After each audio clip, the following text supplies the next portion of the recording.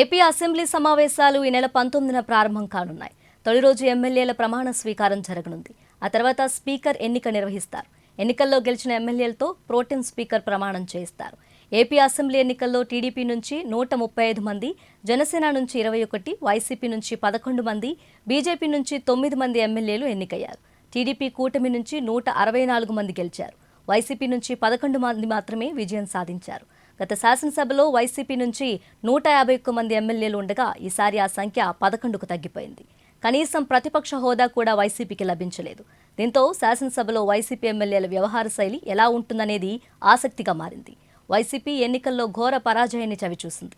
దీంతో ఆ పార్టీ అధినేత వైఎస్ జగన్ శాసనసభ సమావేశాలకు హాజరవుతారా లేదా అనేది చర్చ జరుగుతుంది. ఈ నెల 19 నుంచి ప్రారంభమయ్యే శాసనసభ సమావేశాల్లో పాల్గొని అందరితో పాటు జగన్ ప్రమాణ స్వీకారం చేస్తారా లేదా శాసనసభ సమావేశాలు ముగిసిన తర్వాత స్పీకర్ ఛాంబర్లో బాధ్యతలు తీసుకుంటారనేది ఆసక్తి రేకెత్తిస్తోంది.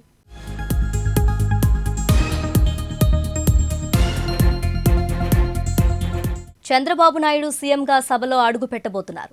జగన్ శాసనసభ సమావేశాలకు హాజరై ప్రభుత్వానికి సహకరిస్తారా లేదా తొలి రోజు నుంచి అసెంబ్లీ సమావేశాలను బహిష్కరించి ప్రభుత్వంపై విమర్శలు కొనసాగిస్తారనే ఉత్కంఠ నెలకొంది.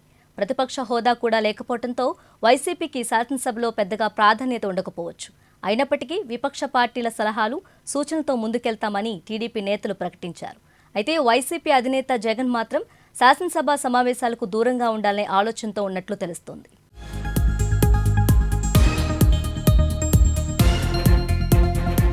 ఈ నెల 19 నుంచి ప్రారంభమయ్యే శాసనసభ సమావేశాలకు ఎమ్మెల్యేలంతా హాజరు కావాల్సి ఉంటుంది.